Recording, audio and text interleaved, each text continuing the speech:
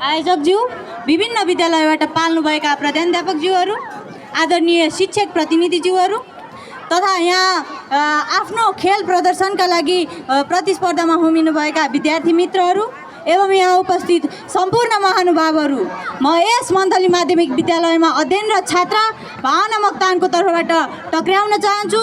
स्वीकार्नुहोस् न्यानो अभिवादन, नमस्कार। सर्वप्रथम त मलाई यस गरिमामय कार्यक्रममा आफ्नो केही शब्द राख्ने सुनौलो अवसर प्रदान गरिदिनु भएकोमा आयोजकप्रति हार्दिक आभार व्यक्त गर्न चाहन्छु। वास्तवमा भन्नुपर्दा आजको 21औं शताब्दी विज्ञान, प्रविधि र द्रुत गतिमा बदलिँदो जीवनशैलीको युग हो।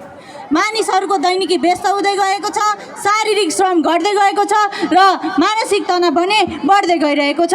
यस्तो अवस्थामा खेलकुद केवल मनोरञ्जनको साधन मात्र नभई स्वस्थ जीवन, अनुशासन, आत्मविश्वास र सामाजिक एकताको मूल आधार बनेको छ। सबैभन्दा पहिला खेलकुदले शारीरिक स्वास्थ्य सुदृढ गर्छ। नियमित खेलकुदले शरीरलाई तन्दुरुस्त बनाउँछ, रोग प्रतिरोधात्मक क्षमता बढाउँछ तथा मोटोपन, मधुमेह जस्ता जीवनशैली जन्य रोगबाट बचाउँछ। त्यस्तै मानसिक स्वास्थ्यमा पनि खेलकुद अत्यन्त उपयोगी रहेको छ। खेलकुदले तनाव घटाउँछ, सकारात्मक ऊर्जा दिन्छ र मनलाई चञ्चलभन्दा स्थिर बनाउँछ। सभाध्यक्ष महोदय, आजको युवाहरूमा बढ्दो मानसिक दबावलाई कम गर्न खेलकुद एक महत्त्वपूर्ण र प्रभावकारी माध्यम बनेको छ।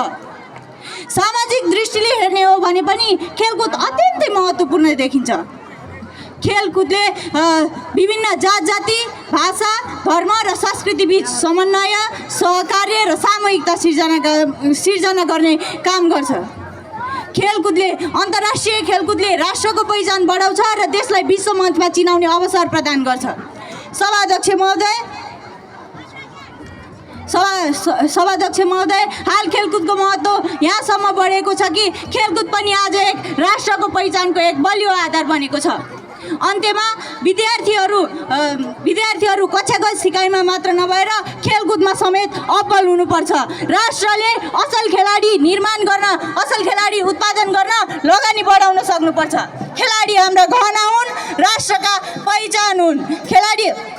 खेलकुदको क्षेत्रमा गरेको लगानी कहिल्यै व्यर्थ जाँदैन। हाल मैदानमा उत्रिरहेको विद्यार्थीले भोलिको दिनमा देशलाई अन्तर्राष्ट्रिय मैदानमा उतार्नेछन् र विजय दिलाउनेछन्। हाम्रो देश नेपालको भूगोल अवस्था, आर्थिक अवस्था र विद्यार्थी सङ्ख्यालाई मध्यनजर गर्दै विभिन्न हरेक विद्यालयहरूमा व्यवस्थित खेल मैदान, तालिम प्राप्त खेलकुद शिक्षक तथा शिक्षिका र खेलमय वातावरणको सुनिश्चितता गर्नु आजको मुख्य आवश्यकता हो।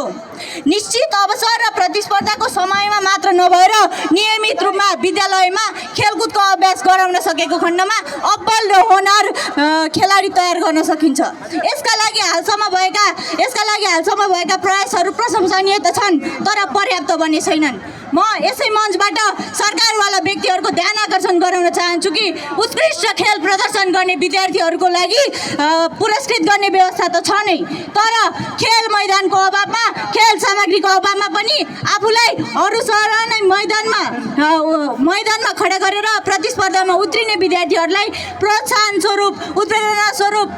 पुरस्कारको व्यवस्था मिलाइनुपर्छ। यसले विजेता विद्यार्थीहरूलाई मात्र नभएर असल र अधिकतम प्रयास गर्ने विद्यार्थीहरूलाई पनि मनोबल उच्च बनाउने कार्य गर्छ। स्वास्थ्यको लागि खेलकुद, राष्ट्रको लागि खेलकुद भन्दै म यस मञ्चबाट बिदा हुन चाहन्छु। जय खेल, जय नेपाल।